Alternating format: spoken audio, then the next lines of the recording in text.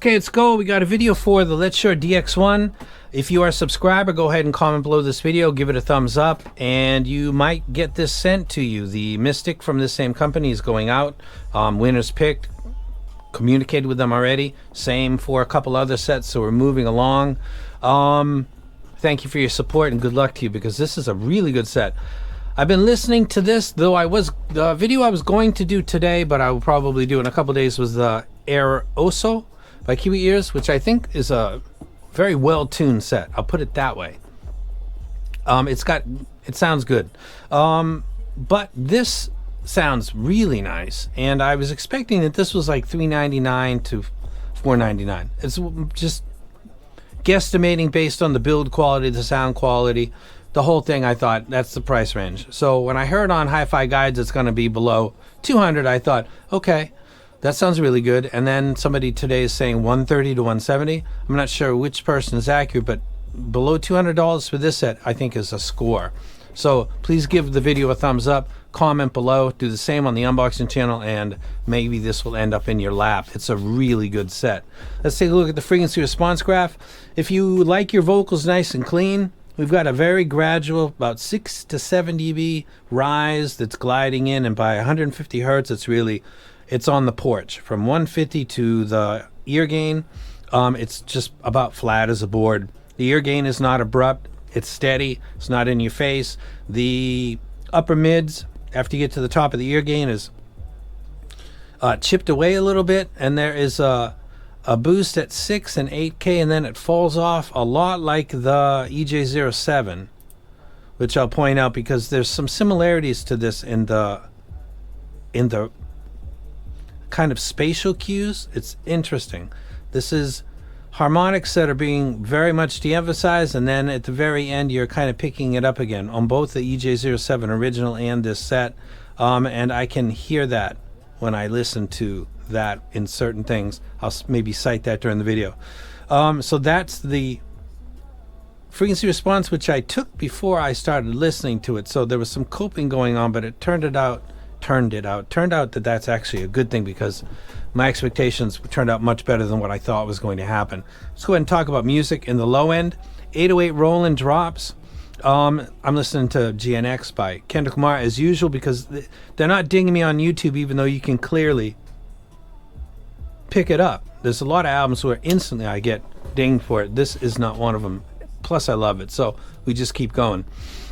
For music like this has got a nice low-end light boost. It's not a bass headset at all, but that's part of what the appeal in the audience is obviously going to be, because it's going to be vocal-centric type libraries. It's okay. I did EQ this just because it's a single DD, and that's what I started this hobby with, so I'm comfortable doing that. There's no crossed over other drivers, and it takes it like a champ. But I kind of like what it does itself, because it's doing something that I don't really have in my library, and it's a very pleasant sound, particularly with stuff like this, which is Luther by Kendrick Lamar and SZA. Vocals sound fantastic. As we move into 4 and 5 string bass guitars, the pulls, the plucks, the releases, the ringing of the strings. This is one of the better sets I've heard in a long time, and sounds for that instrument, for the 4 and 5 string bass guitar, on par with $2,000, $3,000, $4,000, $5,000 sets. For that instrument, it sounds fantastic. It's like being in a room with the bassist unplugged. You can hear everything. Again, the pulls, the snapping of the strings, the ringing, it all sounds very natural to me. That instrument doesn't sound bloated, too warm, too prominent. Part of the strings and Eat a Dead Grasshopper, EADG type tuning, doesn't sound like one of the strings is really dominating and the others are harder to catch. The whole instrument sounds really, really good. Something to Swing by Dire Straits, Please Do Not Go by the Violent Femmes. Some tracks from the 598 EP, Garage Days Revisited, with really dominant bass lines, I think sounds fantastic on this. This is the type of tuning that for a bassist that's doing their own monitoring would be probably really nice. but then there's later. I'll talk about that. The kick drum from Led Zeppelin's fourth album, a track called "When the Levee Breaks" by John Bonham, it does sound produced and slightly emphatic. It's like the 808. It's not really boosted, and it's not really, not really going to slam you and tickle your ear. But I thought it sounded accurate. It didn't sound anemic, I guess, which would be an immediate turnoff. It sounded just slightly toned down like the 808 drop. So it's not a bass head set, and it really shines with the bass guitar. As we move into the vocals, we're getting into an area where all of the fundamentals of these two instruments, the male vocals and the female vocals being two instruments, it's really very much unmessed with. All the way from across to the ear gain, and then all the way up to most of, or a good portion of the harmonics, there's really no boost at all. The 6 and 8K is really something that's being picked up with some electric guitar solos, some cymbals, but I'll get into that when we do harmonics. Lane Staley, Chris Cornell, Nina doing the cover of Blondie. This is really a set that vocal lovers are going to love. I think classical music as well. There's no metallic, there's no zinginess, there's no weird, like planar can sometimes give you that weird artifact that it's got its unique, like you can tell a planar into upper mids and treble from a dynamic driver because they have their own characteristics. This doesn't really have any character. I'm just picking up the sound of the music. So vocals sound brilliant. As we move into harmonics, knock on the table, that maybe is around 350 to 500 hertz. That knock, we isolated a stick striking a ride cymbal. It was a crash cymbal actually, and I think it was around 5 to 650, where you could hear just the stick. And then you spread out the filters and you can catch everything else, which is a lot. Cymbal strikes, the stick striking the cymbal, rides or crashes, picks on guitars, electric or acoustic, fingers pulling on a bass guitar, 4 or 5 string, keyboards or piano keys, all of those things with all of their harmonics. Nothing sounded overemphasized. It sounded really perfectly balanced. That slight boost at 6 and 8 followed by a deep cut, which is again very similar to the EJ07, but then followed up by some late energy, preventing that complete total darkness, really gives it a kind of an immersive replay that's kind of like the EJ07. So the whole topic of what creates a sense of space and stage and psychoacoustic illusion of you having your ears blocked, but you still feel like you're in a spatial, like the spatial cues. That's a whole topic to discuss, because this is the second set by Letshuoer that has that same phenomenon. Not to the same extent that the EJ07 has, but it does do that. This is very interesting. Let me rate this. Is it a dumpster fire? Absolutely not. Hope it was free. For you, if you're watching, you might be the guy that's going to get a notice and say you won on my unboxing channel, because that's where I post it, and then I'm going to ask you, or you contact me on the email that is connected to this channel, and then you give me your address after I talk to you, and then it gets sent out to you and I pay for that. So go ahead and give the video a thumbs up and comment below, and you got to be a subscriber, so subscribe if you're not, and then this, you might score this, and this is a legit score. Coping is working. Like I said, that extra energy at 6 to 8, I already told people before that I got a dead spot at 6, but 5 is very energetic for me. It's very, very different.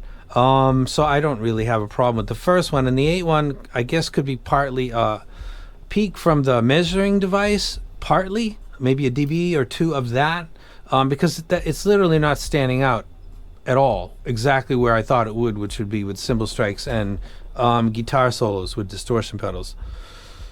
I thought definitely, like A Whole Lot of Rosie by AC/DC, I thought that's going to be getting on me. Not at all, actually.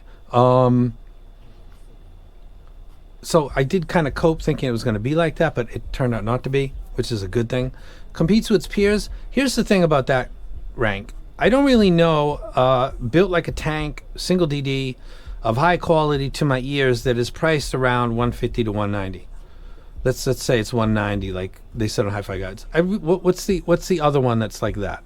Not plastic, resin shell, a metal shell. Like falls out of ears, slams on the ground.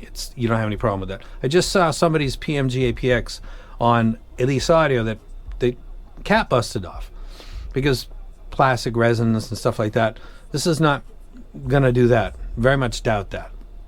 So the build quality. I don't know what its peers are. I'd buy it. I wouldn't have originally, but when I took it out and put it in my hands, plus I put it in my ears and I listened to it and how pleased I was, and then you put in the price, and then would I pay that price?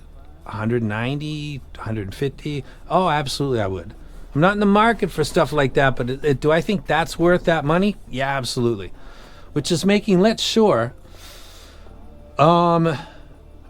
they're having quite a year. Let me go back to them real quick.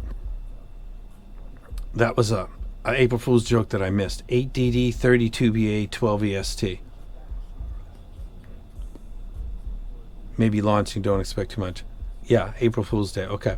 The Mystic 8, fantastic set. The S08, one of the better planars, or for people that live in the budget range and have to live there, this would be get this one and then just walk away. The Cadenza 4, good set. The Cadenza 12, I'm a fan. Not as much as other people. The S15, arguably one of the better planars in the market, so they've got two actually. I think the S12, the gold one, I think the S12 is, I think it's like 7 versions of that. I think we can move along from that. The company itself is exceptional. They're plugged in too. By plugged in, I mean they I won't get into, but that's spilling tea. I'm sure that the quality of the driver inside of this set is exceptional. It sounds like it to my ear, and I know Letshuoer and what they can't do, who they're connected to, who they're not connected to. I'm very happy that this is priced where it is, because I think it's something you should probably strongly consider if your library is similar to mine, particularly if you lean a little bit less towards the bass, more towards vocals or classical music. You'll absolutely love this set. Keep your eyes out for other people's reviews. Pay attention to what music they're referring to, what they say, and then ask them questions in their comment section if anything seems different from what I said or what you've read online. Does great with my library. It's not a bass headset. It does bass good, but it's more for vocals, and the extra energy at 6 and 8 isn't really showing itself to this listener. But again, I got a dead spot at 6. My sensitivity is really at 5, not 6. And the 8 is the literal coupler lineup region, so I don't really think it's very energetic right there. And the cut is giving it a sense of space. So only bad questions in this hobby are the ones that you didn't ask. So make sure you ask. And there's a plane making loud noise, so I think I'm out. Very good job, Letshuoer. I don't know where I'm going to link this to, because I'm just doing the video because it's really good. And I'm out.